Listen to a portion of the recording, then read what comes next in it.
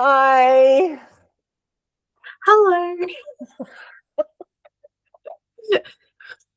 Hi, welcome to our new YouTube channel. This is our first episode for our podcast, which we are calling Spine Cracks and Fast Tracks. We promise we are not chiropractors. By spine cracks, we are referring to book spines, as you can see from both of our physical book collections behind us. We are both aspiring authors here based in Australia, writing in the romance realm in different subcategories of that. But we just wanted to put our voices out there and talk about all of the things that we appreciate are trending at the moment. But as elder millennials, we've kind of been fans of these sports and hobbies for quite some time now. So we feel like we have some things to add and can contribute to the conversation from a sometimes trending perspective, sometimes not trending perspective. But Mine's unhinged. Definitely unhinged, definitely opinionated, sometimes controversial, but here we are. I'm Alysha. I'm Bec. And we would love for you to watch our episode and subscribe to our channel and hopefully hear some comments from everyone on what you'd like to see next. But these will be a little bit loose. We're not trying to do some high-end production. This is just us on a Zoom call, just as two besties, just chatting about stuff that we talk about anyway. So the only difference here is we're recording it, and I may have washed my hair and put some makeup on for this. So you're welcome. But we'd love to have you. So please stay and listen to our rambling if that is something that you're interested in. If you're interested in Formula One talk, NHL or ice hockey in general, books, and anything else in between. We touch on NRL in this episode as well, and women's sports. And of course, we are going to come at things with an Australian bias and a female lens. And we're going to lean into that because that's what sets us apart. We are women, but we are also Australian, as you have probably guessed from my accent. So apologies if it is grating and you are from somewhere in the world that finds the Australian accent grating. Welcome. I am from Queensland, so we probably have the most grating of the Australian accents. Rebecca's is probably much nicer to your ears than mine, but I don't know about sorry, that. not sorry. We're here.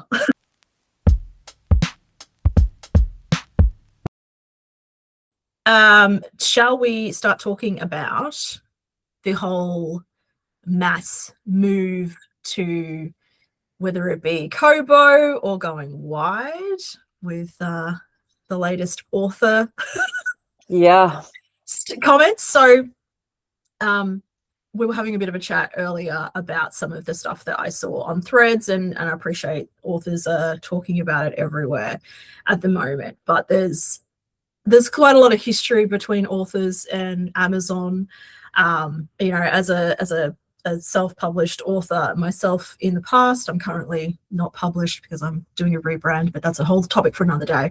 In terms of getting support from Amazon as an author, despite book sales being a massive part of the Amazon ecosystem, there's just not a lot of support coming from Amazon, and not a lot of listening to what authors are asking for or wanting to improve. And the latest appears that the Kindle Unlimited universe is being bombarded by AI books that have been generated from AI. And the Kindle Unlimited responsibility for reporting a book being written or AI being used in the writing, the onus is on the author to do that. So there's a mass flood of books coming in that are AI generated. And of course, that leaves the amount of funds that are available in the Kindle Unlimited, trickle down payment scheme that they have for authors that sit in there to be reduced. And quite a few indie authors are reporting, some are bigger names, some are smaller names, that, they're their income for the end of April, which I appreciate everyone's just kind of got their reports now, is about half, which naturally has got a lot of people's attention. And there's one author, Sloane St. James, who's been open about moving to Kobo Plus, and she's actually started pulling her hockey romances off Kindle Unlimited to move them over to Kobo Plus.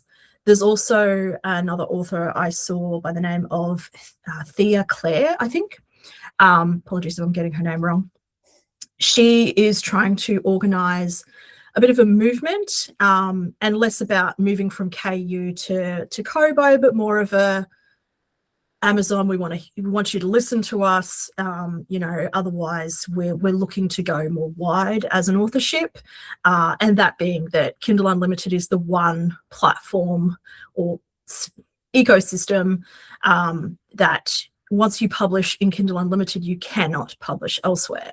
Whereas you can still publish on KDP or Kindle without being in Kindle Unlimited and still publish on other platforms. That's perfectly fine. But if you're in Kindle Unlimited, you are limited to that ecosystem. And the argument for Kobo, of course, is that they don't have that limitation. So you could still be in the Kobo Plus ecosystem, which is their similar subscription service, but you're not restricted. You're still allowed to publish your books on other platforms. So there's a lot there, and certainly I can't claim that I'm an expert on it, but it's interesting and it's topical, and as potential authors that we are, I think it's good to keep an eye on this sort of stuff. And yeah, I think there's lots to unpack. So I'll stop talking for 5 seconds. Jump in. No, keep going. Yeah, I mean, I have, as you know, the audience doesn't know, but as you know, I started off reading digitally with an iPad, and personally, I downloaded all the apps. So you had your Amazon, you had your Kindle, you had Kobo, you had I think it was Rocco or something. I remember that. Yeah. And I mean, they are not great apps to read with. The settings are crap. There's page flick and stuff, but it's nothing when you just want to keep reading, sort of thing. Even iBooks is crap in my opinion compared to Kindle Unlimited. I don't know. From a reader experience point of view. Yeah. Yes, I have book trophies, but I do not read a physical book. It's just there to sit pretty, or for Zara to actually 100%. Read when she feels like reading. All my reading is on a screen. I would seriously be hesitant as an author to move away from anything to do with Kindle, because you've got the backing of Audible, especially with all those Audible, same thing, you get locked in, sort of thing, like it's exclusive to Audible only, sort of thing. But I don't think that the experience would be as pleasant for the actual reader if you were on Kobo or any other sort of, and you don't have the library. I mean, this is the other thing. The selling thing right now, right? Is that Kobo Plus, because interestingly enough, my Kindle it's not old enough that it's being rejected by Kindle, but it's a bit slow at the moment. So I was looking to upgrade it, and I literally ordered a new one. And then with this whole Kobo thing, I decided to go and buy Kobo, which I bought the color one because I was going to buy a color Kindle anyway. But yeah, so the certainly, I signed up for the trial of Kobo Plus yesterday, and I agree in terms of the catalog from a reader's perspective. The content is not there. Even from I signed up for the audio plus, their version of Kindle Unlimited, and yeah, there's not a lot of content in there. I downloaded some books, but to be honest, I paid for them on top of that because they just are not in it. So unless the amount of authors that go over there, and I guess that's the draw of Kindle Unlimited, right? There's so many authors in there, which essentially figure's plan is, if it gets legs, may actually see some movement, because if there's a mass exodus, then the appeal of Kindle Unlimited changes. But The I only think, thing is that you've got all those back catalogs and stuff like that over on Amazon.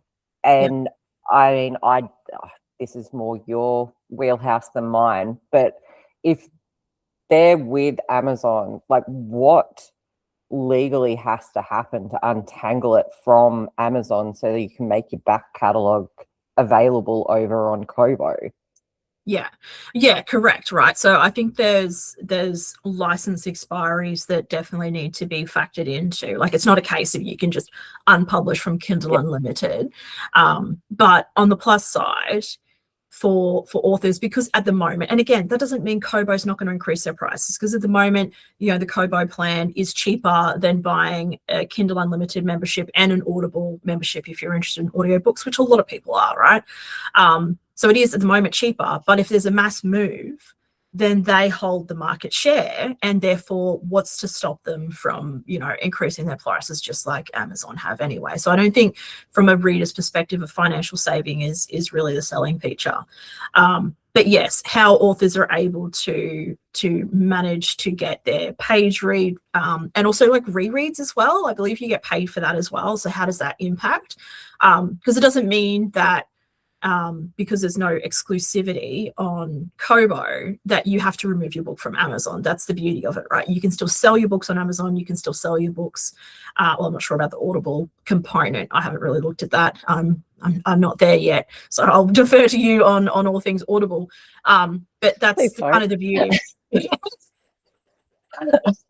Unless it's about books, I don't know. Yeah, and I think that's the important part too, right? Is the reader experience. So from using an actual Kobo device, to be honest, from a reader, and again, I've only read one book on Kobo, so don't hold me to it. It was very similar to a Kindle. I like the device I bought has buttons on it to turn the pages, which is, that I knew that when I bought this device. There is a device that, another device that looks like this one, so that was a choice. But yeah, like, it is a slightly different experience, but in terms of the store, it's like, again, it's just structured differently. I'm so used to Amazon that I'm still kind of figuring out how to navigate this Kobo thing. But for me, as an aspiring indie author, I haven't decided whether I'll go into KU or whether I'll go wide or whatever. I'm focusing on producing a quality book, is my number one. But I thought for me it was an interesting investment to make anyway, to understand the ecosystem, because I honestly haven't done the research you have, right? I never really went and downloaded them. I was just like, Amazon, Kindle, that's my thing. And it was only a few years ago that I even bought a Kindle device. I've been reading on my phone or my tablet for years. I never really bothered to invest in a device. So I appreciate a lot of people have a lot of opinions on the devices, and there's plenty of videos online of, Kobo versus Kindle from a reader perspective and what device to buy. So I'm not even going to attempt to get into all of that. I think there's plenty of people who've done that justice. But moving on to the other side of it and creating a movement and what have you, I mean, I think that's a fantastic idea. I'm always behind that kind of stuff. But the other thing is that we're talking about a massive corporation here, and I, honest to God, do not think it is going to make a lick of difference to them, because they are still going to see those AI-produced books, or those books with AI in it, still flying off the shelves, because correct. At the end of the day, money is what talks. And if they're available under Kindle Unlimited, and you've got people that are on limited income and what have you, that can only afford however much it is a month these days, they're going to do that. Like, that, correct. They're going to read what is there and what is available. So playing devil's advocate, I suppose, you've got to look at it the other side as well. It's no different than, a couple of, well, going back, Twilight to 50 Shades of Grey sort of thing. Like everybody was up in arms that somebody from Wattpad or wherever had sort of, you know, written this fanfic and it was getting turned into a book and nobody's going to read that. Well, yeah, they did. And it got turned into a massive multi-million-dollar 100%. franchise. So Plenty of authors who've come through that channel. Whether you're with AI, whether you're against AI, the bottom line is people are going to make the most of what they're able to afford. And I mean, if you jump over to Kobo and you're paying that fee, you expect to have what is available to you over on KU. Yes. And that is definitely from a reader's perspective. Absolutely. That is a concern, right? Because as much as you want to support the author, right, you can't, you know, my entire ecosystem is Kindle. All of the books I own, like not everything is KU, right? Like, yes, I mean, I loan books from Apple KU versus Samsung. Like it's Android and Apple. Correct. Like it's but because of exactly the same thing. which, trust me, I'm not against DRM. I'm all for DRM, but it locks those books into that ecosystem. So if I've bought a book from Amazon in an ebook form, I can't take it anywhere. Again, there are videos out there on how to do that. I'm not going to talk about that. I'm all for DRM. I'm an author. I'm going to stick with DRM. However, you know, there's like in anything, there is a means and a way if someone wants to get around something. That is the beauty of technology. But for your average person, absolutely, the concept of having to rebuy every book is just unsustainable. So I completely understand that. And the way the global economy is at the moment, you know, not to really get into politics, but a lot of people, especially here in Australia, are feeling the pinch to their budgets. So the concept of having another subscription is just, and potentially another device. I appreciate you don't need to buy a device, but still, it's a valid point. Yeah. I mean, as much as we're feeling the pinch here sort of thing, it's even worse in other parts of the world. So, you know, it's just the timing is not great. Exactly. I mean, quite honestly, I like you said, Lauren, that AI is a fad. It is another, it's a clippy, like it's clippy popping up in the corner of Microsoft sort of thing, and it'll disappear and fade out and move to the background and it'll still be used and what have you. But everybody is using it at the moment. It's being talked about all the time. I mean, and it's not new. We've been talking about it for bloody generations, like movies and stuff based around it, Terminator, AI, like I Am Robot, that kind of stuff. It's either going to crash and burn or it's going to stick around. And if it's going to stick around, that means that we have to evolve with it. It doesn't mean we have to embrace it, but we have to accept the fact that we're going to have to change what we do because we're going to be competing with it. Yeah, it's interesting. AI is its whole own topic. Completely agree, and we could talk for hours on that. My day job is in the technology sphere. I've had a career in technology for, showing my age, about 20 years. So I guess I have a differing perspective between author versus, you know, information technology career. For me, you know, putting on my day job lens, AI is just the next trend. And you know, we've discussed this. It's just the next trend in technology. Everyone's jumping on it like it's going to solve the world's problems. It's not. It's just the next trend. In 5 to 10 years' time, there will be something else. AI is just the standard, you know, incremental transition from machine learning was the latest thing that, you know, and prior to that, you know, machines in factories were going to take everyone's jobs. Like it's just the latest thing sensationally. But completely agree with what you're saying. We need to learn to adapt, and that's going to come with time. Just like when the internet was introduced, it's going to evolve, and how we interact with it is going to evolve. From an author's perspective, and to be specific, an Australian author's perspective, I feel a little more protected in the sense of the Australian law protects me from having my published work be stolen by AI. We have to be specifically given permission has to be requested of the author for a book to be consumed into AI. So thankfully, we are in a position under Australian law that we are protected from that perspective, and we can, protect our work if that is what we want to do. There's nothing, if someone wants to submit their book into AI, go forth. That's your thing.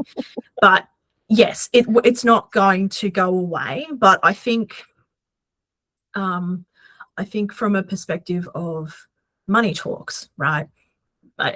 Money talks in the grand scheme of it. And that's what is motivating authors right now to stand up against. And I appreciate there's years of litany of issues, that people have had from an author's perspective with Amazon and Kindle, which is Amazon in general, not specifically Kindle Unlimited.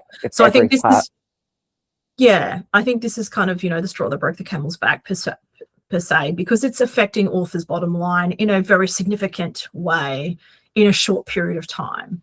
Now, I'm not financially impacted by this because I'm not currently, have anything published in Kindle Unlimited, but I also don't want to be reactionary with it, in the sense of if I was sitting in a position where I had books published, and I appreciate, this is a fairy tale land, 1 month's dip is a very short period of time. And I appreciate this is people's livelihoods and their income, and people have families and responsibilities and mortgages, and I understand. And there's currently a oil crisis going on, and energy crisis as well. Like, right. There is so much cost of everything going up. Like, I understand.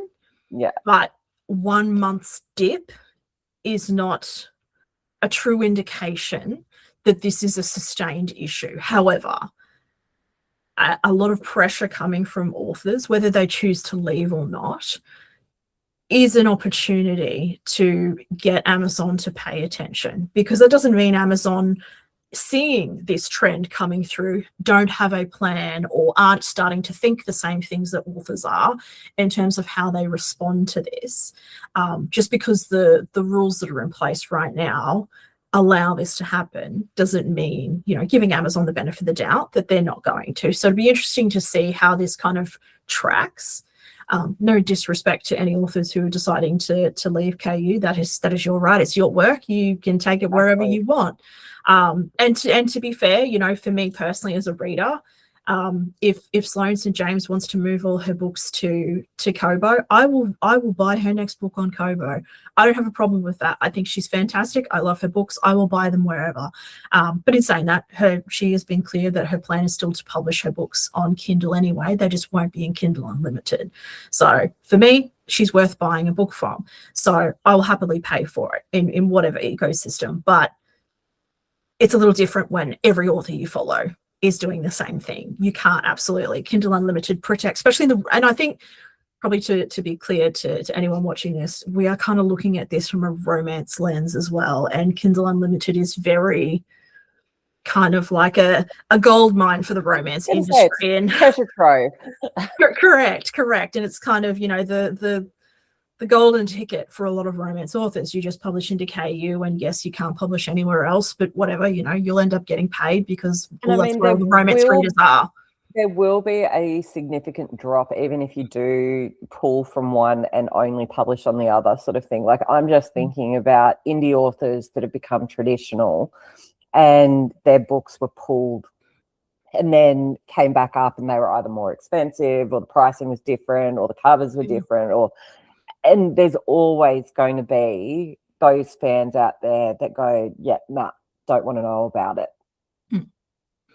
Yeah, and that's their right. Look, at the end of the day, it's your money. You can spend it however you want. You okay? Yeah, no, just choking. It's all good. Oh, okay. Fair enough. I'll let you choke in peace. But yeah, absolutely. Readers will vote with their books, just like with their money, and authors can vote with where they, put their books, right? I think it's an interesting topic to watch how it all unfolds. Obviously, I am watching it quite closely in the sense of I intend to publish this year. At the moment, I'm looking at a November timeline for when I publish the first book in my dark romance series. So where I end up publishing that is certainly something that I am thinking about quite closely, but I have time on my side, so I'm certainly interested to see where this goes. So do we want to move on to Formula One and the Why not? Miami Grand Prix, which Miami. I appreciate everyone feels is, one of the most boring races on the calendar. But, I'm a little biased. I went and attended You the got Miami to Grand go. Prix. I know, it was so good. And in my defense, I wanted to go to a sprint race. So I chose Miami, and it was super easy to get tickets last year. And you missed Japan and China by the time you actually made the decision to go. Correct. It was literally a last minute decision, and Miami chose it for me. They literally emailed me and went, "Hey, tickets went on sale a couple of days ago," and I went, "Let me see if I can get a ticket." And I managed to get a front row ticket on the corner I wanted immediately, and went, "Well, okay." We're doing So this. I went and I had a great time. It was awesome. But anyway, so we've waited 5 weeks for Formula One to come back, and it's finally back. And yeah, the sprint race was, I think, an improvement on what we've seen this year.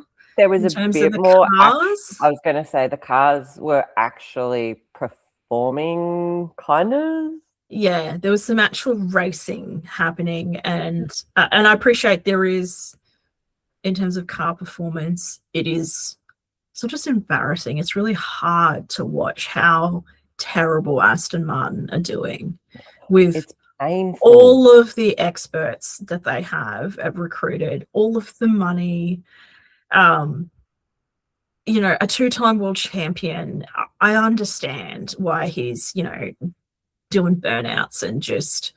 I know, and I mean you can understand Cadillac being where they're at the moment. 100%, they're new to Formula One. Where it was Aston expected. Martin were and where they are now, it's not good.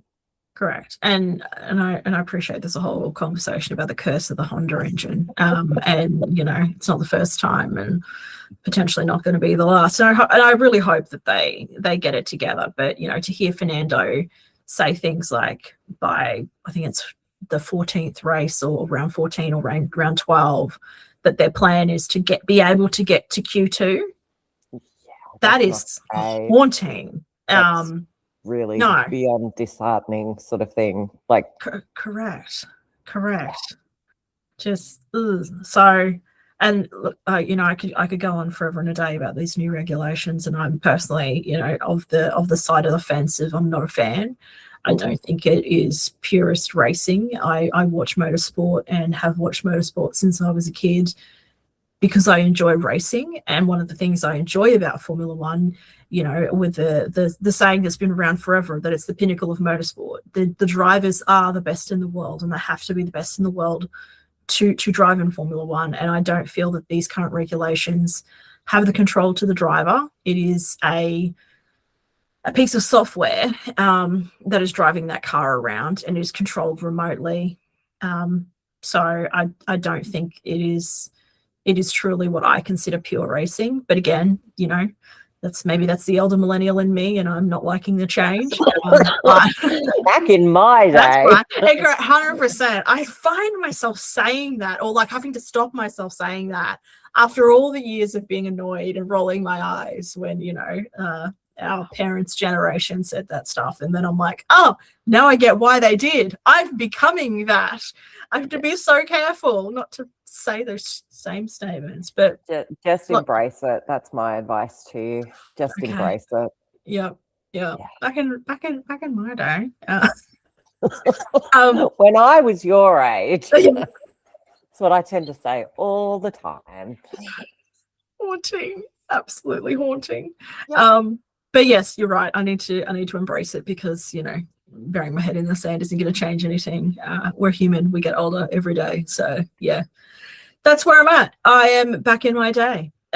So I call back to the Schumacher eras and things like that is my regular repertoire in terms of Formula One, and bring back the V10s and all of that jazz. But either way, I think it was better. I don't think it's, solved the whole problem with these new regulations. But to be fair, they never were going to be able to do that in a short period of time. There is millions and millions of dollars invested over years building and designing these cars for these regulations.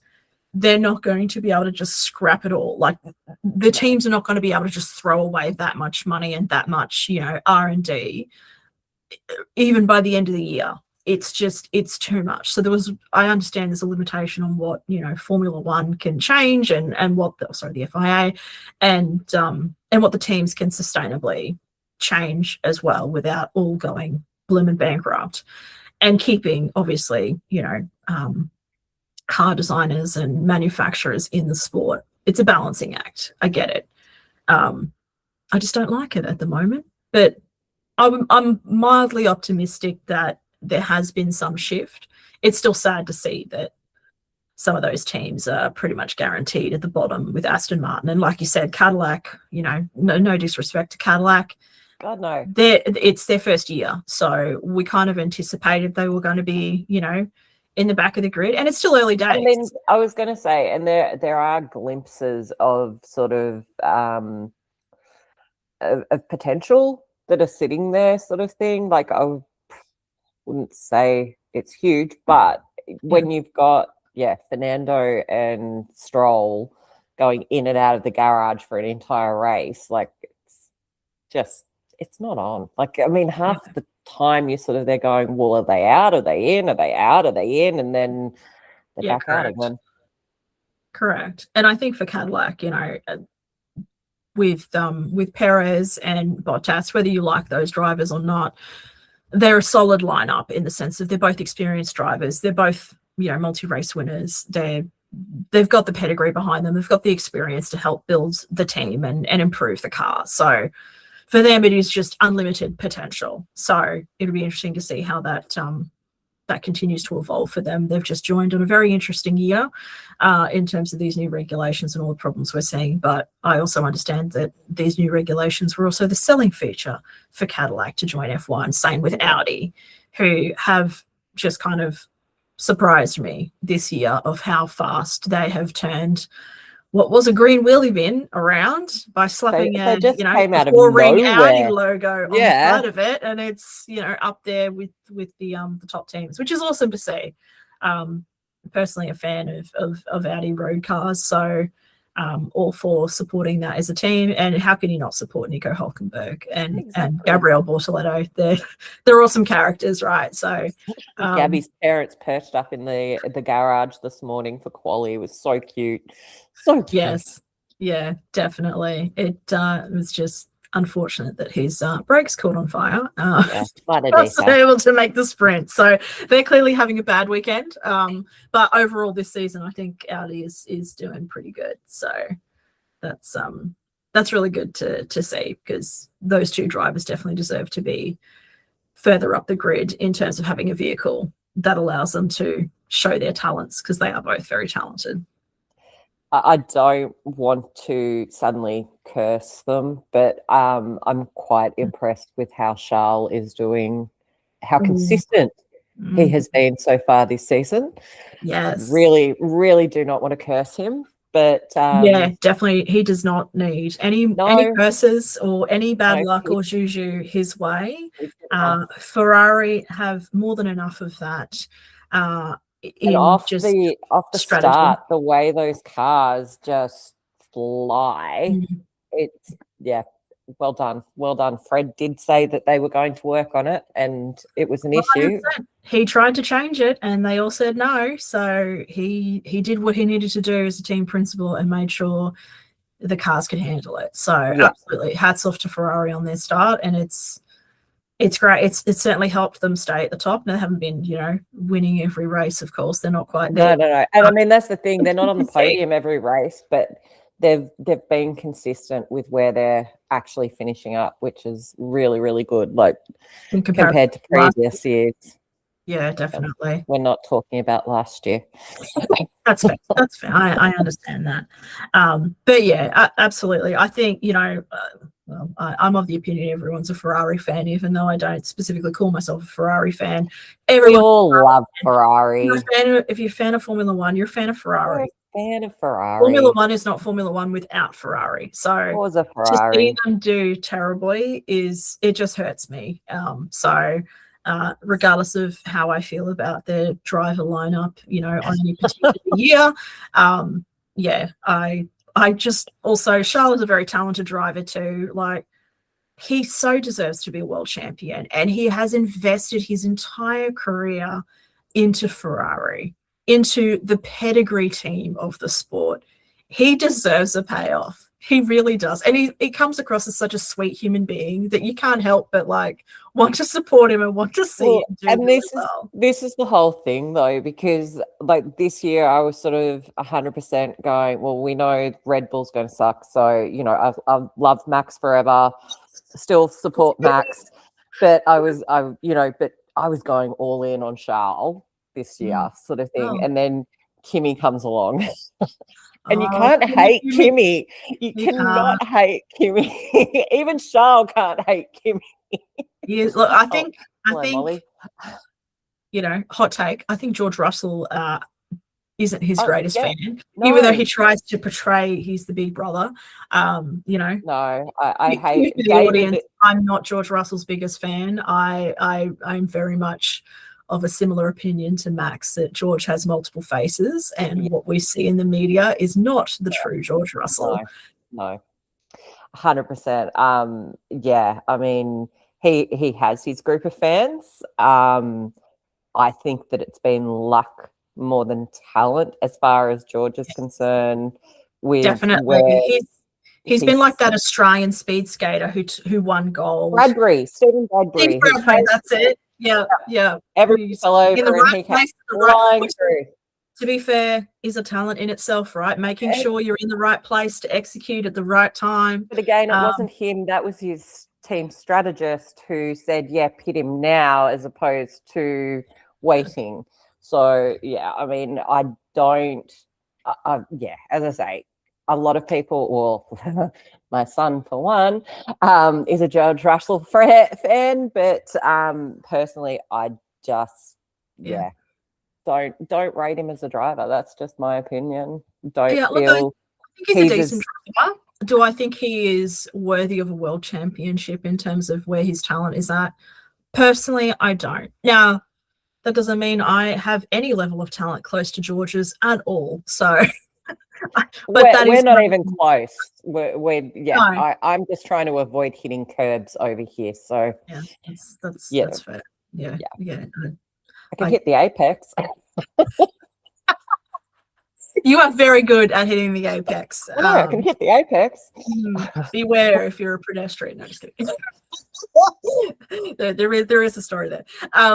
But yeah, so I, as you know, I'm very much a huge Kimi fan. I think Kimi is the next generational talent. Not that I think the other, are we even calling them rookies anymore? They don't feel like they're rookies anymore. But the other rookies, I think there's a lot of talent there as well. And I think a lot of them will do that well. And to be honest, I think a couple of them probably will end up with world championships as well. But I think Kimi he is something else. And I mean, Kimi's also in the added position that, he's got the car, great, but he's also got the support of the team. Whereas 100%. You've got the likes of Oscar, who did not have the support of the team. And then you've got others like Ollie Behrman, who is a fantastic little driver and could go exceedingly far. But he hasn't got the car behind him. He's got the team, but he hasn't got the car behind him at the moment.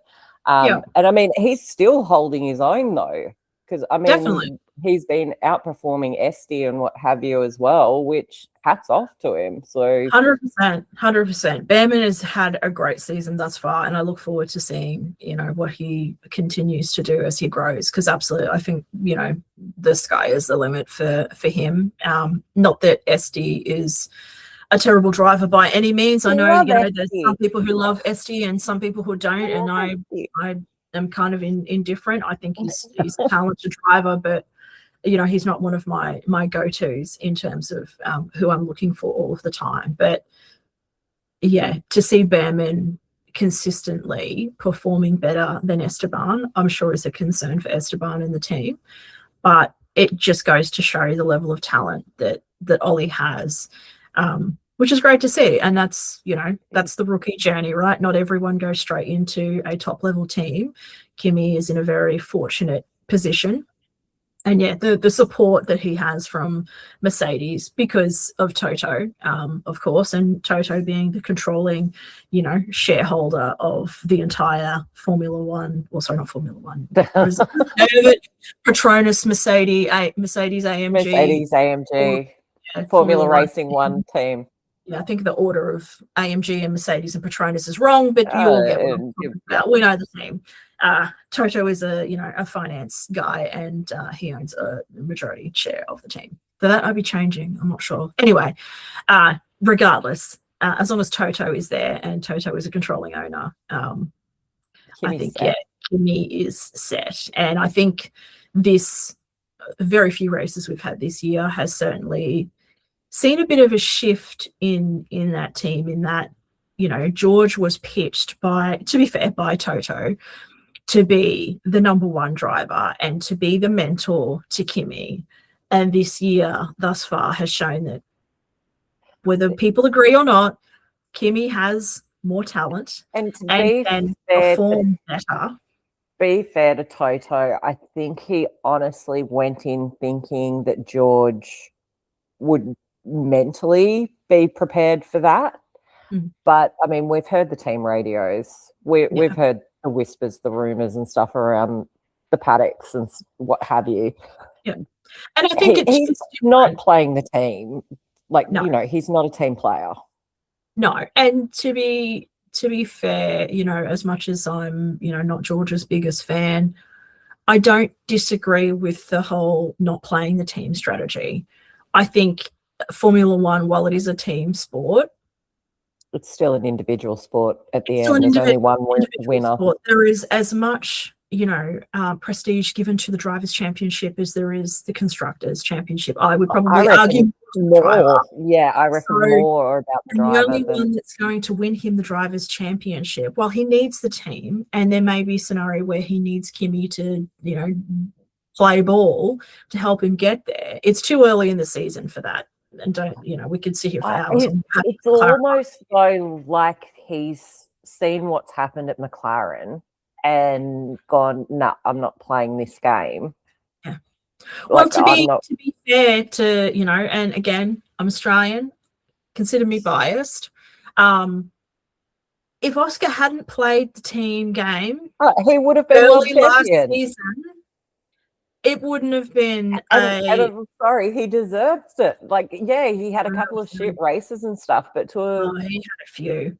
But yeah, and look, I get it, right? He's so, again, we forget that Oscar is still new to the sport as well. Lando's been around for a while, so Lando should have been in contention for the World Championship. And again, bias. I'm not Lando's biggest fan, and probably nothing anyone says is going to change that. That's my bias, but. The team sport, I'm sorry, it didn't work out for Oscar. So if I was George, I would absolutely. It's a prime example. It's a recent example. It doesn't work. And while it's early in the season, it's not time for teams to be playing favourites. Where it's going to be so close, and I think it's clear, it is going to be close if it persists that Mercedes is still the lead team in terms of the car, that it will be a contention between George and Kimi. Both of them need to differentiate themselves now and not be giving stuff to the other, because those points will cost them at the end of the season. Yeah. And this season is already potentially going to be short, right? We've lost 2 races potentially. There's still 2 more in the Middle East coming up in the end of the season. Who knows if they will be able to go ahead either. How short is this season going to be? There's that limits how many points are up for grabs. So that's it. I don't disagree. That's exactly it. Wait and see, I suppose. Absolutely. Not to mention, we've now got to get up 3 hours earlier so that we can watch the race in the morning. Yes, the race being brought forward is not great for us in Australia. No, From we 6 should have still had a to couple of 3 a.m. weeks. Yeah, still should have had a couple of weeks of decent start times. Unfortunately, that's gone out the Unfortunately, window. yes, it's normally the American races, well, North America, so including Canada, and Middle East races and Asian races are okay time zones in terms of watching in Australia. It's not as ideal as it is if you're in the UK, where it's like a regular Sunday afternoon, sit down and watch Formula One. It's not that great. We're talking midnight for the regular Correct. Silverstone starting time. Majority of the season for us is generally, midnight, 1 a.m., 2 a.m. So those of us who are crazy enough to get up and watch the races live because they feel they have to because they're that addicted to the sport. And FOMO. 100%. It just doesn't hit the same. No. And I have tried the whole, when I wake up, don't touch any technology, don't look at anything until I watch. Tell me how that works out for you. Yeah, it hasn't worked ever. So yeah, and I want to actually see what happens. Like, I do enjoy the race. For me, it's not about watching the highlights. Isn't satisfying enough for me. I still I spoke about this with you before.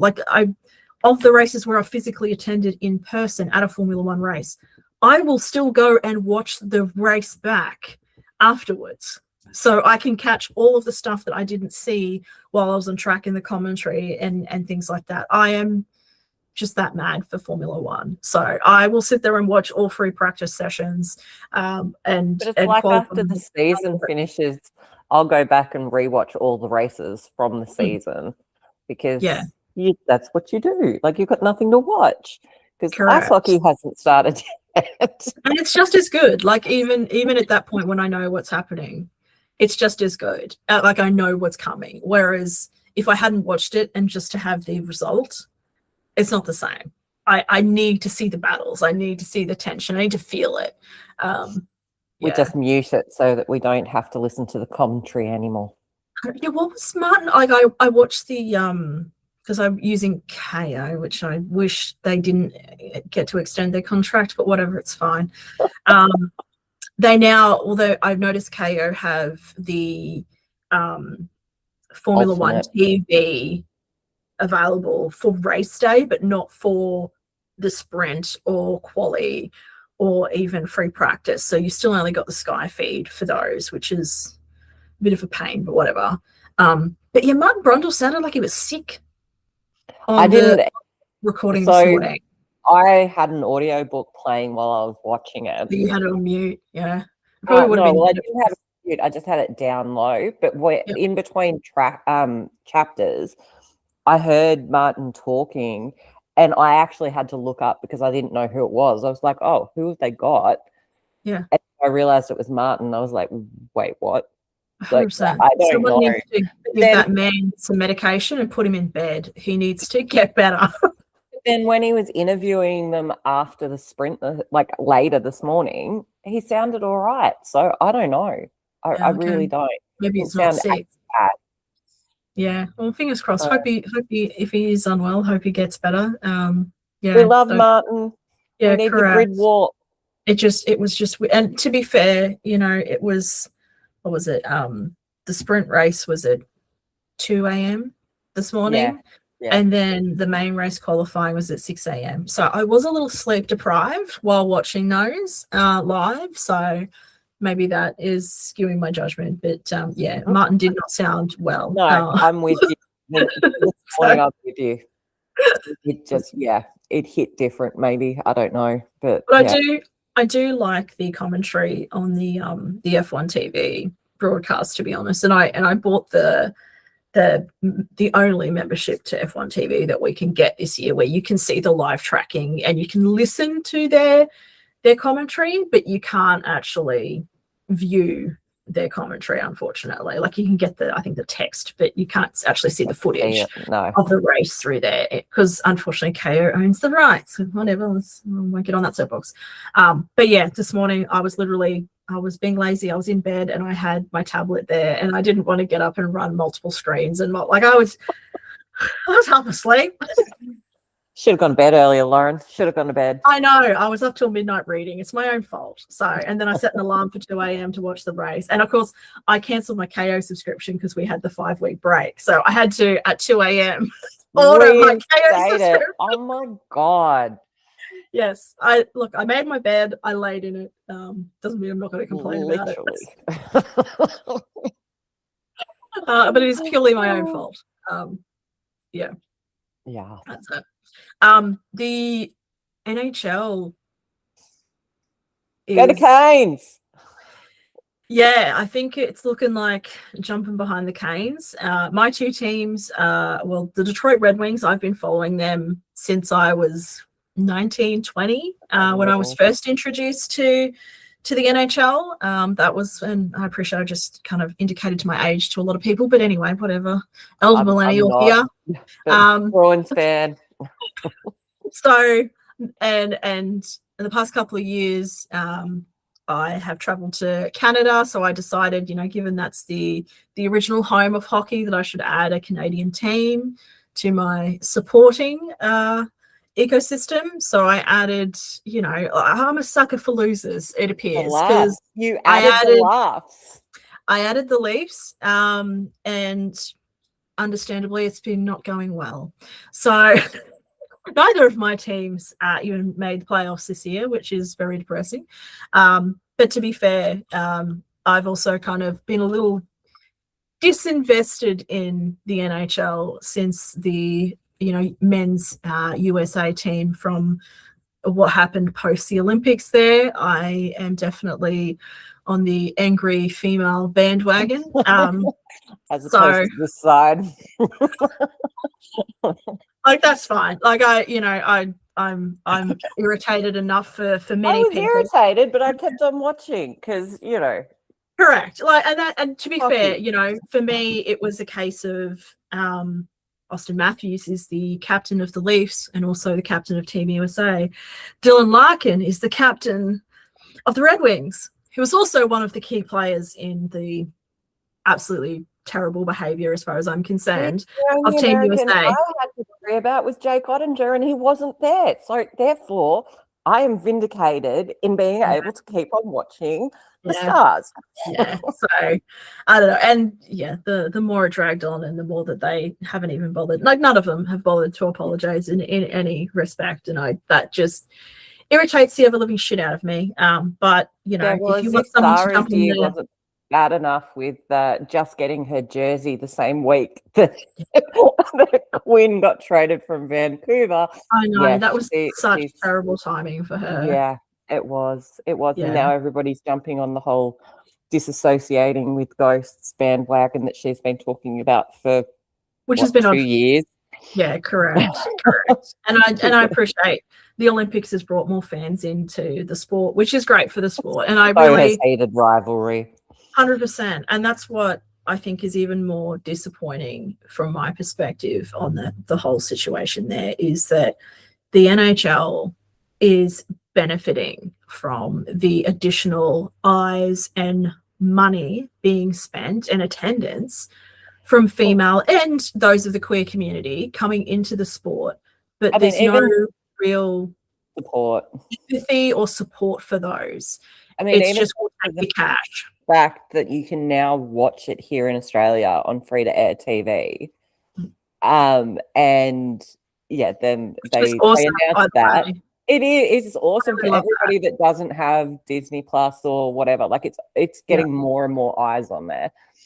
But then to have had that announced and then it starts broadcasting, then we go to the Olympics and then it's come back and people are like, well, I'm not supporting them now. Yeah, 100%. I'm not watching because I'm not supporting I was really keen to, while I do have a Disney subscription, and prior to it being on Disney, I used to pay for an annual NHL TV subscription. So, long time investor in the NHL. I was more than happy to sit there and watch it on free-to-air TV to help get viewership, to help support them renewing that contract and keeping it. Because absolutely, I think the Australian market is a great expansion for NHL, and I would really love to see more support for ice hockey here in Australia. I think the audience is there, it's just not acceptable. So we're free to how air. many weeks into the Australian ice hockey season now? Is it 3 weeks? 3 weeks. 3 Yeah, weeks. 3 weeks, I think. And like, I would love for that rather than me having to pay a subscription to watch the Australian ice hockey. I would prefer to watch that on free to air than 100%. the NHL. Why it's not on free to air is beyond me. And, you know, like, especially since they're selling out every weekend, every game, every weekend. To be fair, the stadiums don't have a lot of seats in them, but yes, they are selling out, which is great. And I really love that. It's really great to see. And I'm a little bit biased, and I appreciate in a, you know, privileged position, but I this year bought membership for the Brisbane team, which is the Brisbane Lightning. And look, it wasn't cheap. Yeah, look, Canberra will be my second team. I'm still support Canberra unless they're playing Brisbane. But I found it disappointing that when you buy, because I bought the highest tier of membership, and that wasn't because I was looking to spend a whole lot of money. I just wanted a seat. I need a seat. I'm old, okay? I'm an elder millennial. I need to park my butt somewhere. Standing up for the length of a hockey game it's not a vibe for me. So, you know, it was the most expensive tier, but it doesn't come with the online viewership. I still have to pay to get AIHL, AIHL TV. It's a separate company thing altogether. That's the whole thing. So we signed up after we'd started going to the games and stuff last year. We'd signed up for it and what have you. And like, you pay that membership even when the season's over. Not that we got much out of it, but you still keep on paying it every month. Yeah. And like, we've still got it now as well. Yeah. But it's $80 a year. Like, it's not cheap, which again, we need money invested in the Australian League. I understand, but I think it's an area for improvement we could 100%. Look at in Australia. 100%. And then even the ice hockey, the America versus Canada that like we actually physically went to watch series. Those games, you then had to pay extra per game as well on another different platform to be able to take those in. Like, so I think that they all need to have a conversation and just get it done. Definitely. Excuse me while I yell at the dogs, please.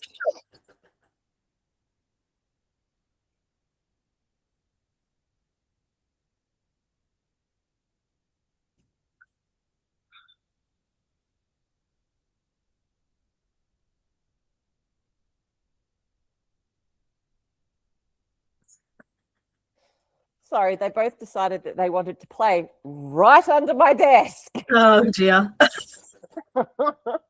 Molly, the place to be. Stop.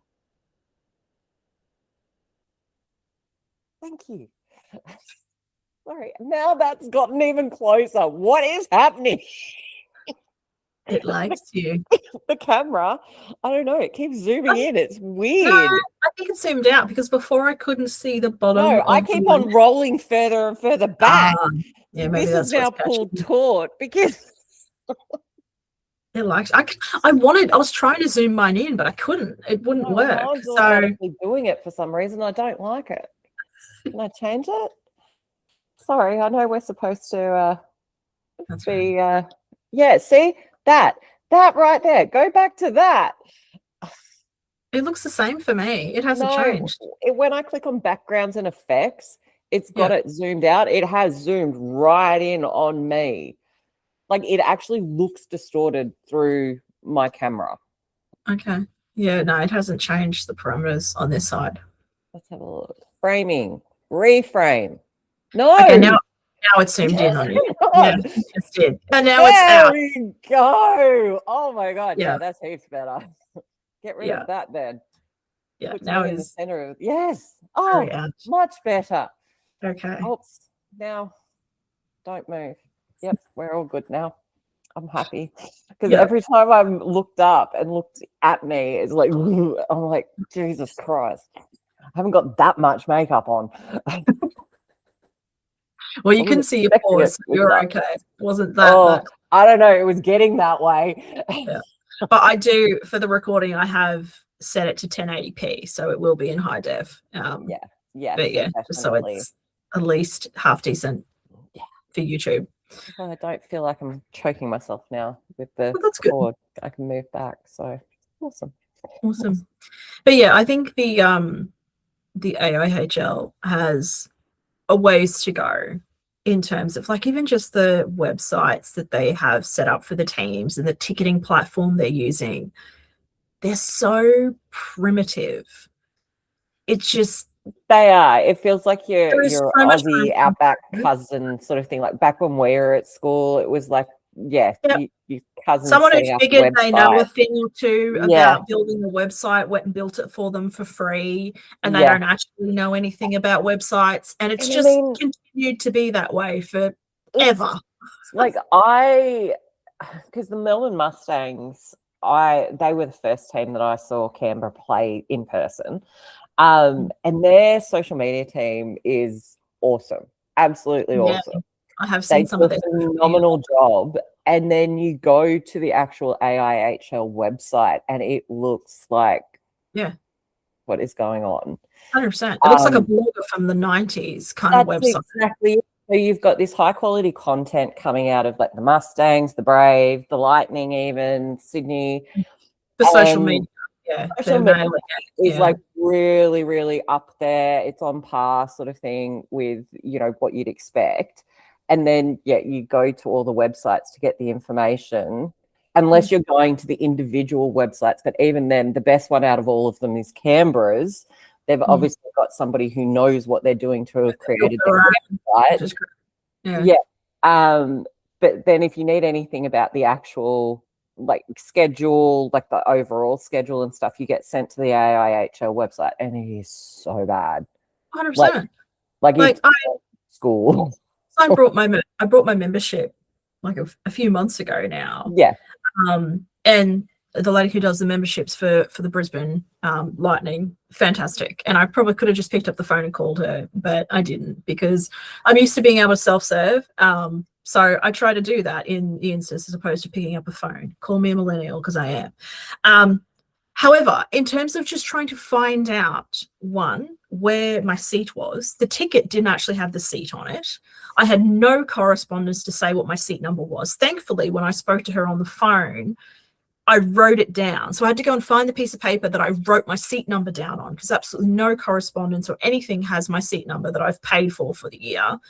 So that system could be improved. But even just trying to understand, because Brisbane Lightning were on the social media talking about, members can pick up their membership pack on the day or like on the first home game, come in and get it. And I was like, okay, but each tier, like not every tier of membership has a pack, right? And I appreciate I paid for a seat. I didn't really look at the pack. So I went to try and find, well, what does my tier of membership include? Because obviously I wanted to know if it included AHL TV and whether there was some free merch I was getting. I don't know whether I needed to wait in a line or not. There was no way of getting that information. It literally takes you back to the AIHL website, and it just says all Brisbane Lightning memberships are sold out. That's it. I couldn't even find out what the membership tiers were anymore. And I'm like, this is silly. Like, why? And none of the correspondence I had, including when I purchased the ticket, any other correspondence I'd received, had any of that information on there. So I just had to rock up on the day and go, hey, I'm a member. This is my name. Is there anything I'm meant to pick up? Because I don't know. And there was, surprise, there was. I got a cool scarf and a couple of little other bits and pieces, but which is all very lovely, and very grateful to receive that. But yeah, it's just little stuff like that in terms of the experience could be improved. But again, all of these things take money, and I understand that. So I think, and I hope as a fan that some of this increased interest coming from, whether it's come from the NHL being popular, the Olympics, from heated rivalry. It's a whole range of things because it's sort of, it's going back like 18 months that it really started to take off again here in Australia. Like, it's always been cyclical, like people like you and I who've been fans for years and years and years, but there's sort of, I don't know, like books, of course, really leaned Hockey hard romance has in. been an Yeah, industry for a very I, long time. I I mean, day it's one, not Tony new. Elio, who's been writing hockey romance for over a How decade, long? probably How 15, 20 long? years. So, yeah. Um, and it's sort of, yeah, so even from back in the day when you'd go to the hockey, because down in Canberra, for instance, like it used to be out at Bruce, and I mean, the poor girls are still stuck out in Bruce in the bloody old arena and what have you. Like, don't even get me started on the poor girls. And then you're now selling out, over 5,000 tickets for every single home game. And there's people that are rocking up and supporting at the extra events, and it's all over social media and what have you. I don't think that the actual organization itself was ready for just how much I the think that was community clear. was going to embrace it. Yeah. I mean, the fact that we're still To be seeing, I fair, mean, I'm they've been struggling for years. constantly posting comments and stuff on people's TikToks that don't, like, I've just gotten into the NHL, Oh, like, don't know who to you choose. And and I'm me like, both. Like, there's dude, an you're Australian from league. Perth. Like, Correct. go for Perth. Like, that's your team. Like, literally get down there and go watch some of their games. And Or I if you mean, can't get there, watch it online on AIHL TV. and I know the Americans and the Canadians feel like ours is like a beer league compared to theirs over It there is. and what have you, and To that's be fine. fair, That it is is. It's a fine, lot but it's slower. about Yeah, the atmosphere. Like, it is 100%. being there, It's the being in the atmosphere, crowd. the fans, and that bringing in the income, which will get us the better players to make the league stronger and faster and more aggressive and all of the stuff that everyone wants it to Well, be. I mean, If we even ignore down it, to it's not going to Nathan. change. Nathan comes home from the Blues Yeah, most Nathan years, Walker. and Shout out to yeah, our Aussie player, legend. and like he'll come out to, and while the dogs were going, sort of thing, like last year, obviously skipping that one because they were rebranding and what have you, rebuilding. But I mean, he's expected to come out again now that his season's finished in the US. Yeah, I think he's going to play a couple of games for the Mustangs. He always runs workshops every year when he comes out, Yeah, and like he is, yeah. So for those who don't know, Nathan Walker is an Australian player. Well, Australian raised player. I don't believe he was born in Australia. I think he was born in Wales. we're claiming him. We claim him. We call him Aussie. Everyone else, in North America considers him an Aussie player. So he's one of the only two Aussie players we have. So the other one doesn't. Well, technically, he's Aussie because he was born here, but he wasn't raised here. He was raised in the US, so a lot of people consider him American. Anyway, it's all semantics. But Nathan Walker is as Bec said, plays for the St. Louis Blues, and he spends his North American summers in Australia, back in his hometown in Well, Melbourne, parts of it and anyway. yeah, Sydney. with his family. Sydney. I thought he's Melbourne. Let's Google. I believe it's Melbourne. I thought it was Sydney. Yeah, no, I think it's Melbourne. But yeah, so he comes here and like runs hockey workshops, and it appears this year he's going to play a couple of games in our AIHL. AIHL. That is really not rolling off the tongue. AIHL. I'm struggling. Oh, there you go. Oh no, that was last year. Yeah, no. Okay, who? No. Yep. The plot thickens. But yeah, that's really good to see. And it appears I know quite He a played few. for the Sydney Ice Dogs. Thank you. Yeah, I swear he's from Melbourne. Hang on. And in the off season, he returns to Australia during the NHL off season, often skating with the Sydney Ice Dogs at the Macquarie Ice Rink. Where am I getting Melbourne from? No idea. Clearly, I do have no idea.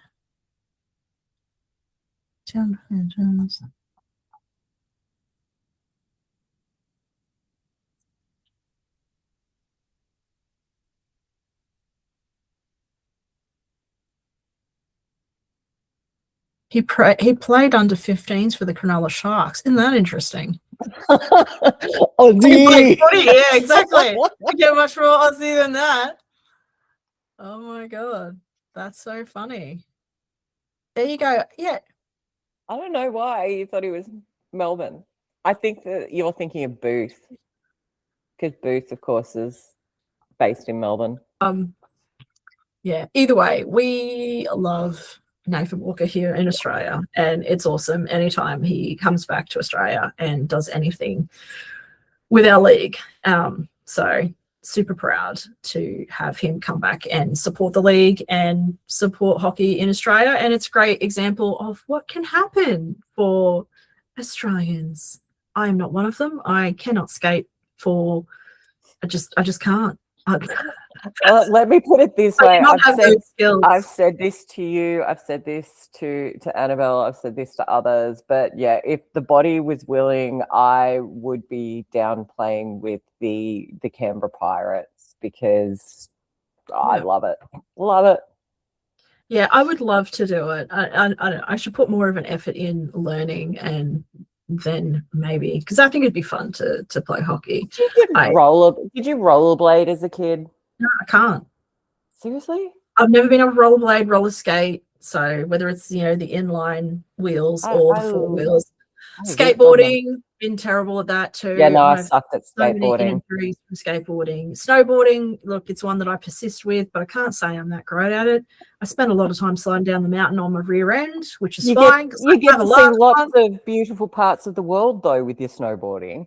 100%. Love it. I should give it up, but I'm not going to, because it's awesome. I don't mind being, shit at something and still doing it. But yes, skating on ice. To be fair, I've only tried it once, but I tried rollerblading and roller skating multiple times as a child and was not able to achieve that. So I don't have high hopes. And at the Brisbane ice rink at Boondall, I even went around. They have these little penguins for the kids who are learning to skate. And I am very short, but even I am still too big for the little support penguin, because I'm practically look like I'm, bent over, as we say in Australia, rooting a cricket ball.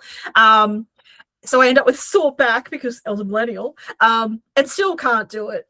Just still useless. So anyway, fan of the sport. I'll sit in the grandstand happily, but as opposed to doing our first time on the ice was like, I did rollerblading, roller skating, all that kind of stuff. But our first time on the ice was when Mighty Ducks came out finally in Australia, and my brothers and I, of course, were hooked, obsessed. So we went to Dubbo. Old Dubbo. Old Dubbo is where I had my first ever time on the ice. Mum stuck the skates on, did them up. Being a former figure skater, she knew they needed to be tight, and off we went and never looked back. And yeah, absolutely freaking love it.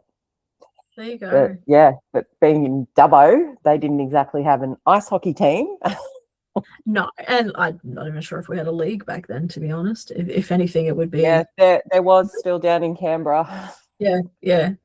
I remember being in year 6 and going to the stadium at Bruce and for school, and yeah, they had the banners and stuff up back then, but yeah, not like it is now. No, and it's great. It's great to see, and I'm sure it will only continue to grow from here if these new supporters coming in, continue to stay with the sport, which I highly doubt that they won't. I think people are falling in love with the sport, even regardless of how they arrived here. So that's awesome. Considering I'll have a freshly minted 18-year-old who wants to spend her birthday watching ice hockey in Canberra. How awesome for us. I know. Wants to watch an ice hockey game for a birthday, and we're like, sure, we'll come along. Of course we will. Well, we were going without us, so it's just a bonus that she's going. It's about whether she wants to deal with us. Well, she wants to deal with you. It's me she's concerned that I'm going to start making signs or some shit. I don't know. It's because she only knows she has to put up with me for a certain amount of time. I will go back to Queensland. Whereas you, she has to go. We've got to drive home together. Sure. There's no Good escaping you. times. Good times. No. She won't let me do anything embarrassing. The one time that I went without her, and she'd warned me, she'd given me a whole huge spiel about behaving myself because she wasn't there to keep me in line. I love that. I love that the younger generation feel like they need to keep us in line. Yeah. I don't know. It's a bit scary. 100% that they're the responsible ones. Like, what? Aren't we the older adults here? Shouldn't we be the responsible ones? We should be, but we just know how to have fun, I think is more of it, right? That's exactly it. Like we're reliving the glory days. What can we say? Like 100%. We spent a lot of time being stupid before the internet and cameras were watching us. So we still live in that free ecosystem. I think that's where Zara's thing comes in, that she doesn't want it caught on camera and living forever. Correct. The internet is forever, for sure. It's fair. But oh dear. Good times. Good times. Exactly. But yes. I would like to see, in terms of the Australian League, the Women's League play at the same time. I think, and again, I've only recently started following the Australian Women's League, so feel free to tell me to get back in my box. But I was a bit disappointed to see that it was playing on an alternate schedule to the Men's League. I think it would be really great as a fan to be able to go to the men's games and then go to the women's games in the same season, as opposed to the women's finish. The NRLW, when they first sort of became a thing, they were playing the same day as the men, and you'd have the women's game, then you'd have the men's game. Like, I would love to see that, because I would be down there screaming my freaking heart out. 100%. And I'd have two different changes. I'd have my Pirates gear, and then I'd have my Canberra Braves gear. Like, it's absolutely. And there's, especially when, speaking of, Brisbane Lightning games, we've had 2 home games already, and the stands are full of women, full of women, which is great to see. I highly expect majority of those women would love to sit there and watch women's ice hockey as well, and would gladly go and do that. And they probably are, right? They probably are showing up to those games. But they're on a different season. So absolutely, to be able to watch them back to back, or, on alternate weekends or something like that, would love to see that. And I mean, especially as far as I'm concerned, like down in Canberra, like where you've got the blokes are now playing at the AIS, and then, as I say, you've got the women's team are still out bloody Bruce. And it's not fair. Like, it is not fair. 100%. And I appreciate it's not a unique experience in sport, but it's also a major thing that needs to change in terms of women's sport in general.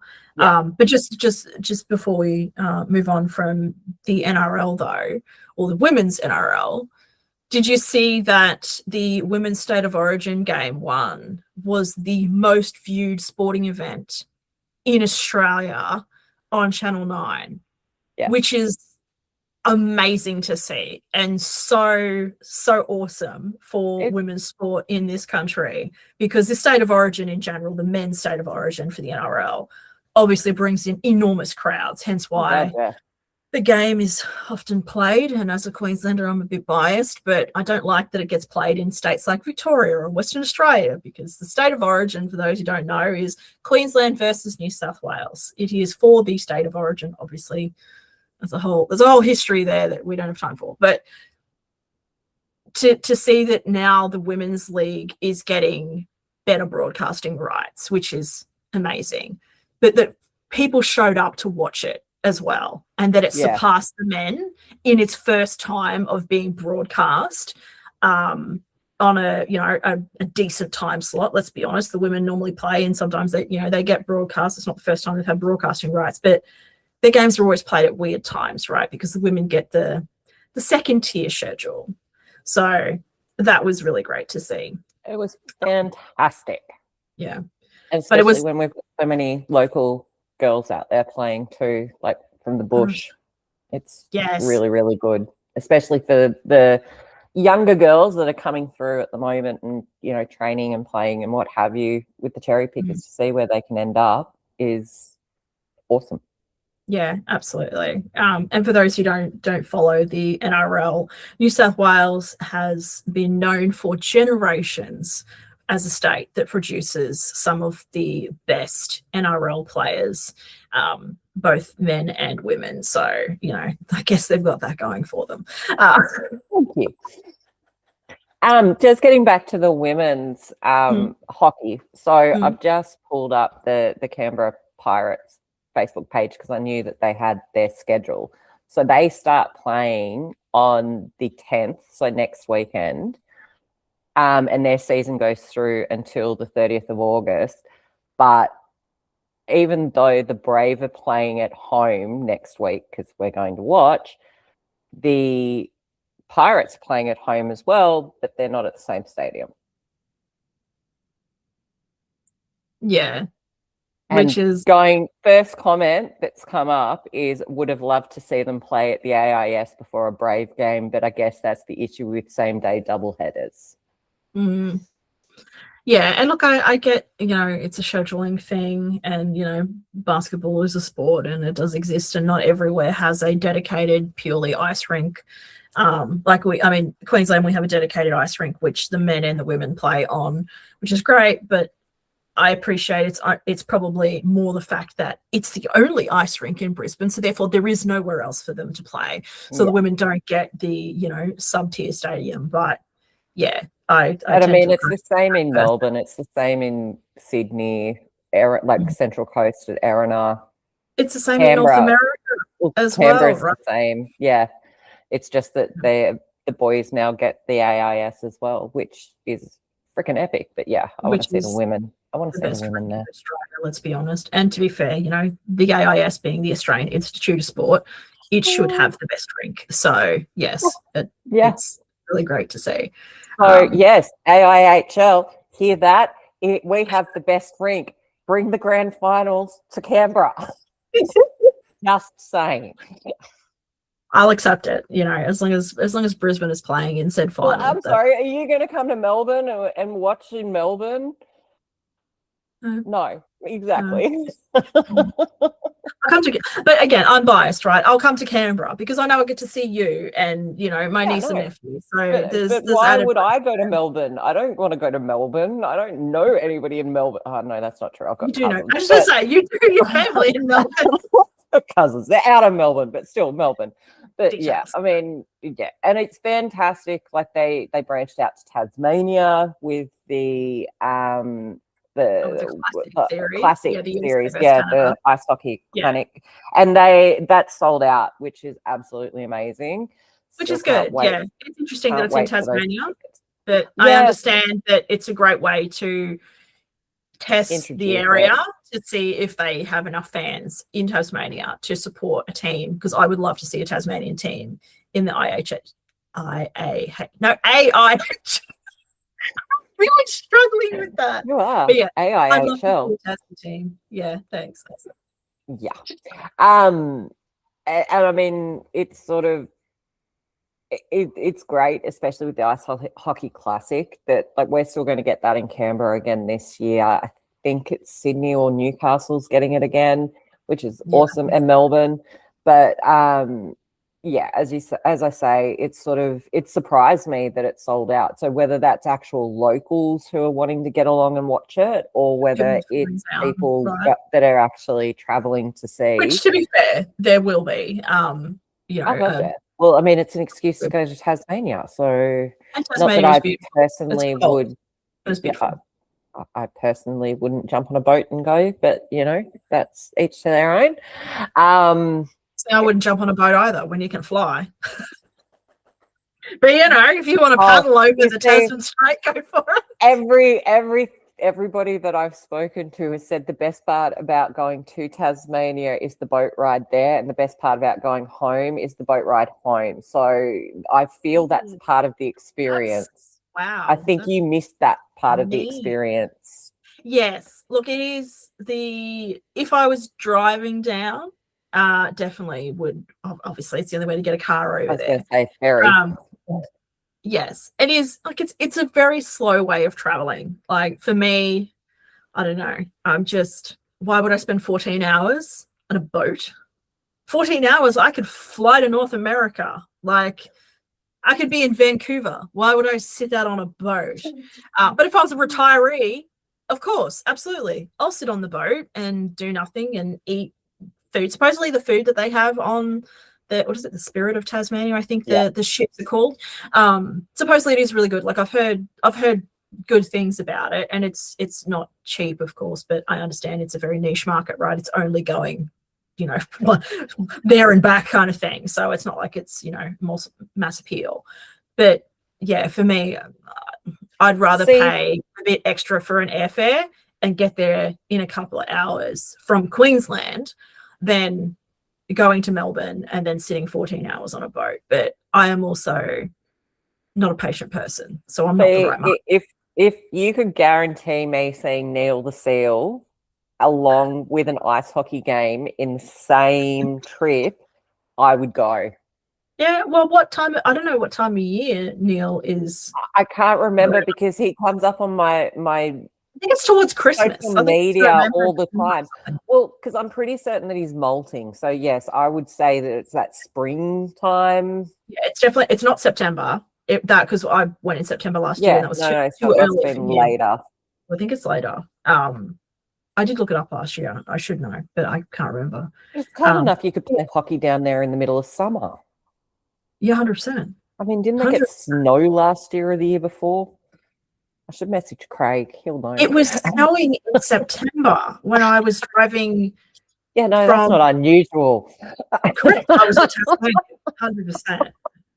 Sure as shit shocked me, though. That's a whole story for another day. But yes, so they could play ice hockey all year round. And to be honest, they could be sitting on so many future stars in Tasmania purely because it is just so cold there that they could totally train all year round. You don't need to go to Canada to train as an Aussie. You can just go down to Tasmania. Correct. They just need to have the facilities hanging around. Exactly. Yeah. But yes. Does it get cold enough in Tasmania to freeze lakes though? I don't know if it's like I don't think it's like Alaska. And, I don't know. It's not. It might be close to Antarctica, but it's not that close to Antarctica. Yeah. Correct. Yeah. Although the Aussies should set up a whole training facility in Antarctica, and we'd be set because that again is closer. We may as well. It's closer. 100%. Yeah. 100%. And I'd go to Antarctica. Look, it's one way to motivate people to move quickly when skating, right? Is you're gonna freeze if you stop. If you hesitate, you're gonna freeze. They're chasing you. Orca kind of jump up on the ice. We don't have bears like they have in the Northern Hemisphere, but we do have leopard seals, killer whales. Yeah, we got all those fun things that'll chase you. It's like anything else Australia is associated with, right? Plenty of things that can kill you. And why are you here again? For the love of it. Exactly. And it's like why I want to go to South Africa. I want to see all the things that can kill me. Swimming with sharks. It's just wild. I want to swim with sharks. I want to go down and I want to be with the sharks. Yep. And I want to watch them dive out of the water, although I only have to go to New Zealand now to watch them dive out of the water. So that's pretty cool. Yeah. So that's not as far. New Zealand's not far. It's only a couple of hours. I know, but the water's too cold. You're not getting me in that water. It's way too cold. Yeah, that's fair enough. But don't like any excuse to go to New Zealand.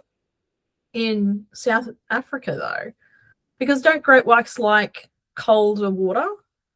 No, it depends what time of the year it is. They migrate and they shift around. You have not watched enough Shark Week over the years. I haven't. You It used just to be doesn't. my Shark Week buddy. I know.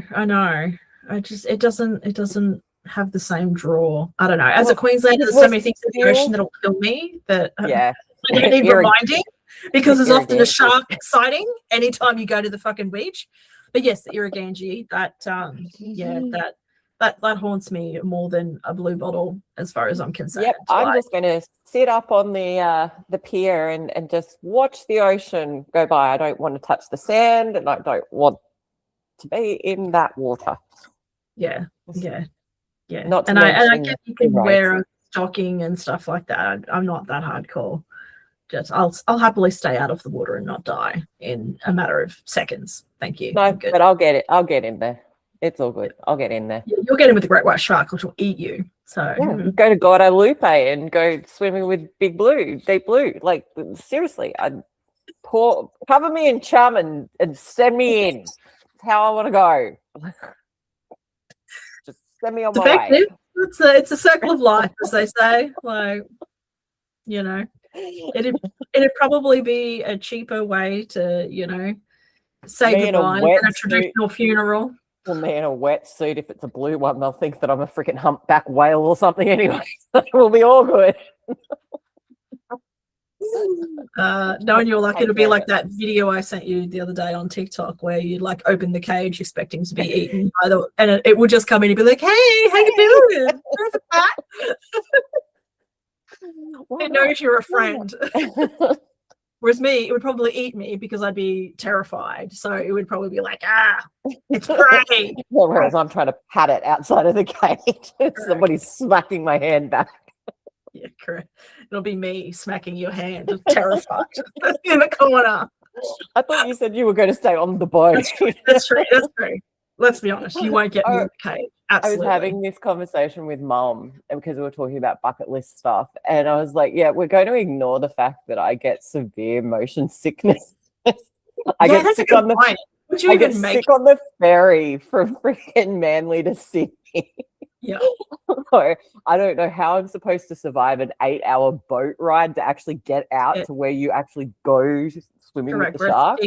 Yeah. Yeah. Details. Details. Yeah.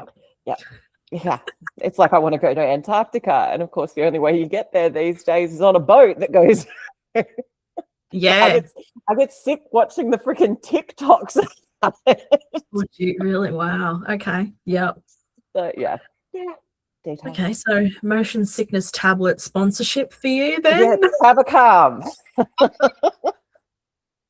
Extra strength. Yeah. Yeah, and you want to go on the Spirit of Tasman, like for 14 hours? No, I don't. That's what I'm saying. I don't. It does not sound appealing to me at all. It is very beautiful, though. I must say, I still think, just sticking to our local area, anyone who's asked me about Tasmania who hasn't been, because obviously everyone says Tasmania is beautiful, and I completely agree. It is beautiful, and I'm not ragging on Tasmania at all. I had a wonderful trip, and I loved it, and would definitely go back there. But if we're talking about beauty, in my humble opinion, I still think the South Island of New Zealand is more beautiful than Tasmania. Agree. Tasmania is beautiful, but New Zealand is even more untouched in some areas, and really done a great job of preserving their natural. That's what I was going to say. It's how diverse it is as well. Like, you've got mountains, and then you've got forests, and then you've got lakes, and like, it's not just all one thing. Yes. Yeah.